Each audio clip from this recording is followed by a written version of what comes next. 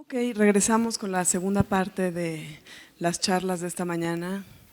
Sé que llevamos muchas horas, que hace calor y que estamos esperando ansiosamente a Jeff Koons, que está por arribar en cualquier momento, pero no sin antes que me den la oportunidad de hablar unos minutos con Francis Naumann, que es, junto a Calvin Tompkins, probablemente uno de los mayores, si no el mayor experto en la obra de Marcel Duchamp. Así que voy a entrar directo al tema. Voy a hablar en inglés mal, así que espero que me tengan paciencia. Francis, this is a question that you have been asked before. I mean, I'm sure many times, but I have to ask it. It would be great if you can talk us a little about the circumstances that made of Duchamp one of the most venerated and influential artists of all times. I mean, with an exhibition like this, that deals mostly with how influential he was, and he still is, with younger artists, it would be great to hear you talk about how he went from the enfant terrible that he was at his beginnings to this cult figure that he is now.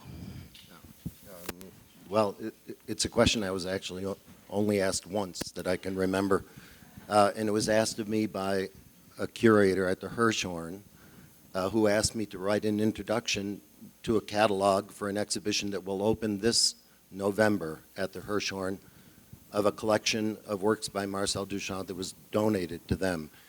And at the specific request of the owners of this collection, they wanted me to answer the question of why Duchamp became what he is today. And I said no, instinctively, because I don't want to write these kind of general essays. But then they threatened hiring someone else, and I thought, and I gave some time to thinking to this question, and I wondered actually why I had been asked it. And later the collector explained to me that the Hirshhorn is right next to the Air and Space Museum, and he envisioned a 10 to 12-year-old boy going to the, or woman going, or girl going to the Air and Space Museum, and then walking by the Hirshhorn and seeing a ready-made and not knowing what to make of it. He would like them to have a text that just explained how this works and why it's important and why it's there. So I decided to write that essay, and they put a restriction on me that I could only write 3,000 words, and also they only wanted to pay 50 cents a word, which I thought was ridiculous. So I insisted on letting them, publishing it took me 10,000 words in the end to answer that question. It seems like a simple question, but you have to kind of wonder why it happened. What made all of this happen to Duchamp? Why is his legacy so big? And there are a number of reasons that I came up with, one that I didn't ever think of before, and it's something that he said was part of his work, the concept of delay. And when he first came up with this idea of the ready-made, if it was anyone else, any other artist, they'd be running around telling everyone all about it and what it meant. But he did the opposite, the exact opposite. He dismissed their importance, and when people asked him questions about it, he just said, it's not important, just don't think about it. And I think that concept of delay is really important to Duchamp and to our understanding of who he became, because he let it go even further. Remember, when he stopped exhibiting his work, people took that to mean that he stopped making art altogether and went to play chess.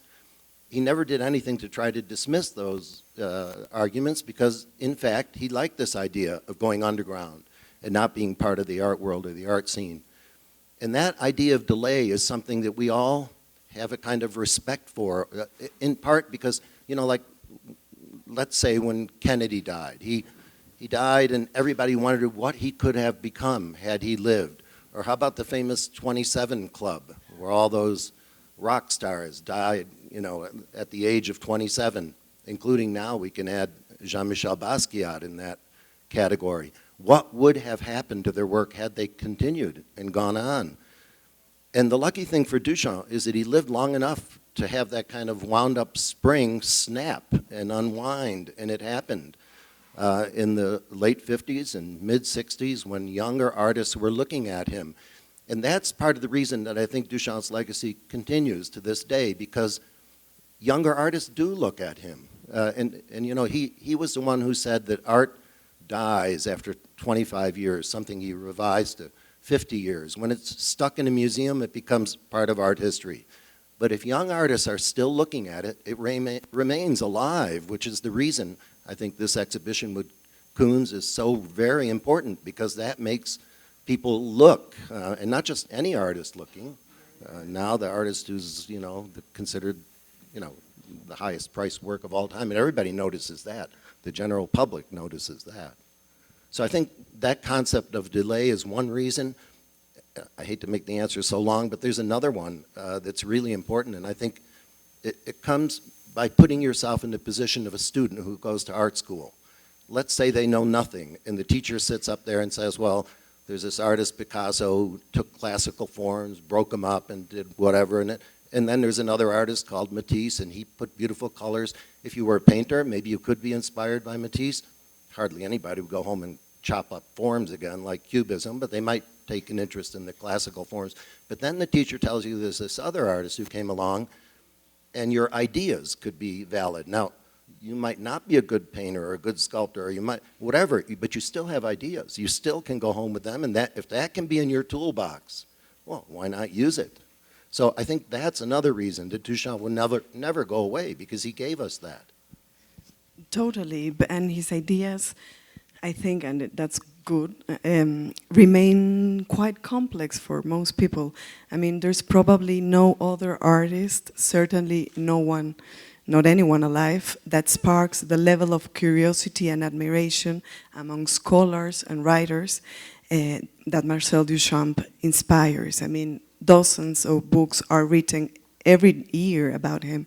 Yet, among the general public, it mostly remains a mystery. Why is he admired at all? I mean, when he basically proposed a common urinal as a work of art. Even Jeff Koons admitted in an interview that he found someone like Duchamp too intellectual and dry at the beginning. Why would you say he's still a challenge or a puzzle for so many people?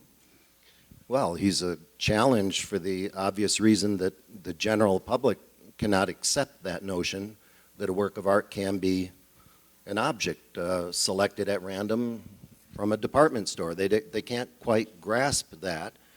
It's part of the reason I love Duchamp, because there is a certain inbuilt kind of elitism to understanding Duchamp. And I can confess I have this because I knew my mother never would, and I needed to find something my mother would never understand, and Duchamp was that thing. And to her dying day, she couldn't understand whatsoever but you know, there will always be people who can't understand. They live in Iowa and Minnesota, and the people who voted for Trump, I bet all of them, you could interview them, and I would say 99.9% of them would not accept a urinal as a work of art. I mean, and that is one of my attractions to Duchamp, because I do get it, but most of the rest of the world, most of it doesn't anyway. What was the rest of your question? Well, but basically that, and I'll take it from there. Sorry, because you said there are more books written about Duchamp than there are.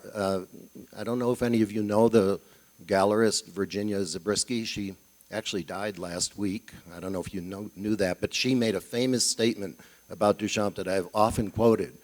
She said, there are more Duchamp scholars than there are Duchamp collectors. And she couldn't be more right. I mean, there really are. It's a cottage industry. The more books on Duchamp get, look, I started a small library. Now it doesn't fit in my house anymore. They just keep coming. They're rolling out.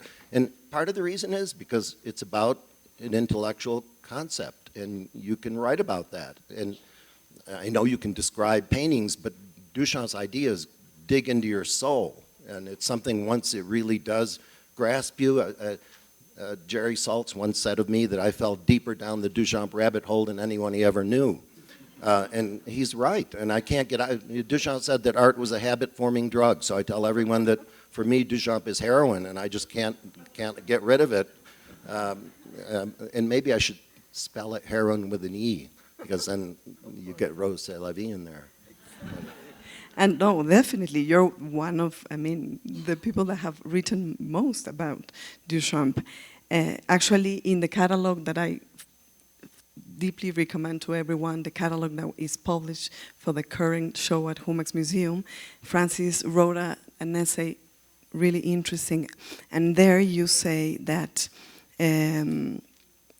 it's clear that the general aesthetic principles introduced by Duchamp have had on the work of Jeff Koons a very noticeable influence. After all, you say there, and I quote, "It is widely known that Duchamp was the first to select commonplace, everyday objects and declare them works of art, and that Koons has recreated objects relegated to the dustbin of kitsch and elevated them to the status of high art." Can you elaborate a little on the difference between these two modes or attitudes toward the object? I mean, the ready-made and the facsimile, for example? Part of a sort of theory that I have is that if an artist makes a really deep impact, like has a specific show that everyone notices, it's almost impossible to erase that artist from history, in part because the show itself, the impact, is like throwing a rock into a pond. It keeps having ripples, and those ripples are almost as important as the impact of the stone that went into the water, because other people then see that and continue to be influenced by it. And it's not, you see, Jeff did something that great artists like Duchamp or even Jackson Pollock did. They took the ideas that they had to an extreme. If you go as far as Jackson Pollock and you drip paint all over, I mean, it's almost as crazy to emulate exactly that style, because you can't go further than what he did. You can't really go further than producing a ready-made. You can, and many artists have tried, and many horrible artists have tried. But, you know, once you've done that, you've dropped that stone, and you've dropped that stone deep in history. And what Jeff has done is he's taken this one thing, you know, we're all part of the art world, we think we're sophisticated, and we have certain things in common. We all know what kitsch is, and it's the garbage that you never look at twice because it's just horrible, distasteful, ugly art. Well, he blew it up so big and stuck it in your face so deeply, you can't unlook that anymore. You're done. He brought you to a place you're never going to go back to. That, you know, you just can't, and that's an impact. That's the stone thrown into the water. He will be talked about, like Duchamp is talked about now, you know, 50 years after his death. You will talk about Jeff Koons 50 years from now, too. I'm sure. Yeah, and talking about him, in your text, you also mentioned that Koons has always envisioned his work as the product of a dialogue with the great artists of the past, from the Venus of Willendorf to François Boucher, or indeed Marcel Duchamp. At a first glance, this is not that evident, because formally the work of Koons seems to privilege the sources that come from popular culture. But as you explain it, and I think it's really interesting, there are indeed connections of all sorts in his work, like that to Picasso, Les Demoiselles d'Avignon. It would be nice if you can expand on this idea of his relation to the past and to art history. Oh, then you get sort of into this kind of thorny issue of influence, because it's so vague, hard to pin down. You can't really be sure how direct it is or obvious it is in many cases.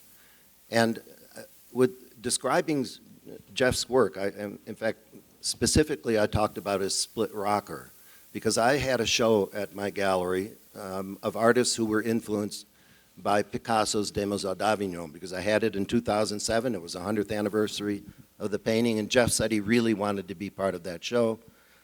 But then I thought he would go back to his studio and make something for the show, and instead, like 2 weeks before the show opens, he sends me the split rocker, and I said, what the hell is this? And so I rejected it. Some stupid dealer I am. I said, I'm not showing this. You didn't make it for the show. But then through his assistant, he explained that, in fact, that split rocker has a lot of connections to Duchamp, or to Picasso. And then I started to really look at it again, and I saw those connections myself. So I put the work in the show, but too late to put it into the catalog. And there are many things like that where maybe he doesn't even see the influence. That's sort of an interesting proposition that I may be raising for the first time. Is it possible for influence to take place after the fact? I mean, art historians are doing that all the time. They compare two works of art and they come up with this convoluted connections between them that maybe the artist didn't see, but why can't the artist do that same thing? I mean, it's as legitimate as an art historian doing it. So I think even if he came up with that observation after the fact, it's as legitimate as thinking of it beforehand and making the work in direct response to it. Split Rocker, for those who doesn't know the piece, is because it's not part of the show.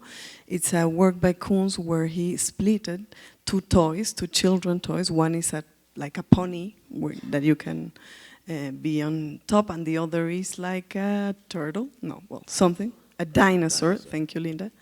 And so, if you see it on the front, there are these two faces with the eyes all over, like the Demoiselle d'Avignon. So for him, it was clear that it was a kind of an homage, although it looked totally different formally. No? Yes, yeah. Exactly. In the interview I mentioned earlier, that it's part of the catalog, Jeff Koons talks about how he has always felt the need to remake the object in order to amplify it and make it perfect. And he continues, I quote, "If you were to keep the object as you found it, like a ready-made, it has the beauty and immediacy, the purity of the ready-made, but it would be imperfect. And once you get involved in the formal organization of the object, you realize that certain details could be corrected, that the object would be more powerful and stronger if you can get rid of some imprecisions." Duchamp also talked about what he called the idea of fabrication, and we know that even some ready-mades were actually made to look like ready-mades. What would you say about this immediacy, perfection paradox or contradiction? I don't know that it's a paradox or a contradiction. I think their interest in perfection comes from two completely different reasons. In the case of Duchamp, he wanted the fabricated ready-mades to look as closely as possible to the originals in every aspect, from size to the very material that was used, and they had to be constructed specifically in accordance with his instruction based on photographs of the lost originals. Jeff's obsession with precision, I think, just comes from obsessive compulsive disorder. Because I know that I remember Robert Pincus Witten once told me that hanging the lobster, he went to the Menuchin Gallery and spent an hour and a half hanging the lobster to make sure the chain was exactly as he wanted it. And then they went to lunch and he came back, spent another half hour because it had moved. You know, he wants it to be absolutely perfect. And that's a different way of operating than Duchamp. I don't, you know, I mean, he wants it like he wants it to be completely new. And I can understand why he would discard the vacuum cleaner, you know, that was used. Exactly, and this is like to insist on like the same idea or a similar idea. Koons has said that with a mirror finished sculptures like Rabbit, that now is the most famous sculpture of the day, like this image whose surface is polished to the point of absolute reflectiveness, he's looking to embrace viewers. And I quote, "It's about using the public as a ready-made," he says. What do you think of this extreme form of ready-made that embraces the viewer and make them part of the work? Well, Duchamp's whole idea of the spectator and completing the work is the idea he came up with in 1957 with the creative act. And I've always, when I first read that, I remember even being a student reading it, I thought it was a slight bit disingenuous because here he is coming up with this idea that everybody can make the work when in fact that is exactly what a ready-made is. I mean, you look at it, you have to confront this issue of why it's there, who put it there, and why is it a work of art. And I meant disingenuous in the sense that he had to know that maybe all works of art are like this. But Duchamp is unlike every other artist who came before him, certainly. If you go to the Museum of Modern Art today, in every one of the little isms, you can very easily almost predict what you're going to look at. I mean, if you know that fauve means wild beast, you can look obviously for the wild, expressive colors that Matisse and his colleagues used. Cubism, you obviously can look for little cubes. Expressionism, you get to watch the things strewn all over the canvas. But what do you do in Dadaism? You can't go looking for Das in the room. So then you walk into that room, and what do you get hit with? A bicycle wheel. So you have no choice but to ask yourself, what the hell is this doing here? And you either accept it or you don't. It's one of those deals. And in fact, I used to take tours of people through the Museum of Modern Art, students, and everybody listened to whatever I had to say about anything. And when I got into that room, I actually saw the people move to different parts of the room. Those who sort of agreed with me would stay on my side. The other ones who wanted to be confrontational and take on that issue would go on the other side. And we would fight. And it was the best part of every museum tour I've ever given, because that was it. We were the spectators completing the work of art. We were doing just what he wanted, and just what you have almost no choice but to do. Yes, he could have dismissed the ready-mades initially, but he must have had in the back of his mind that he wanted that confrontation to take place in the minds of the public, because then he goes and puts a urinal in a work of art, as a work of art in the show, and you can't easily ignore that. You could always have, you know, missed the bottle rack or missed the bicycle wheel. You just see it and forget about it. But here it was being put into a show, and that ultimately changed history. Even though it was that perfect scenario of allowing it to disappear from sight and from the public's mind for almost a half century. And it's that metaphor that I used earlier, of that wound-up spring. It eventually unleashed itself on the public in an explosive fashion. And I don't know how he did it and how he managed to stick around and be alive for that, but it's a good lesson that maybe artists should learn. You know, make something and make whatever you want and sit back. And remember, that general public has to come along. I hope you're alive to see it when it happens, but, you know, maybe you won't be. Anyway, that's it. No, I can't get too philosophical. No, please do. But wouldn't you say that in the reflective sculptures of Jeff Koons, there's a question posed to the viewer also, because you're looking at yourself at the same time that you're looking at the piece, and there's something that it's interesting. I mean, who's the work, and why am I doing, I mean, inside of that image? Or well, there might be some connection there. You probably know that in the 60s, Duchamp made 3 mirrors as a work of art, where he signed them on the backside. And they were basically the person looking at the object who completed the work. And I suppose you could say that of Koons. I think he's really polishing the surface because he wants it to be perfect. I know you can see yourself in the rabbit, but once you do, you look distorted, it doesn't look like you, and you walk away. And I don't think you're really seeing yourself looking. I mean, you're always aware of the fact that you are yourself looking at an object. And I don't know that you needed that kind of reflective surface to tell you that's what's happening. So I don't think it quite works in the same way, but I understand the impulse, and I understand why you asked that question. okay, and something else about Koons. As you described it in your essay, besides from the works that are clearly inspired by the ready-made, Jeff Koons has made in different moments of his career, or these ready-made pieces.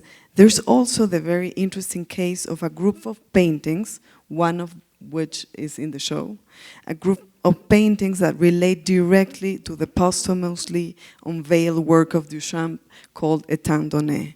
Can you talk to us a little about these paintings? Well, my attention was drawn to these paintings by a friend of mine, Thomas Gerst, a German. Well, he works for BMW now, but he was an assistant of mine first, the only assistant I've ever had, for about 3 months, researching and finding articles for me. He went to visit Jeff Koons on the part of BMW because he had to design the next car.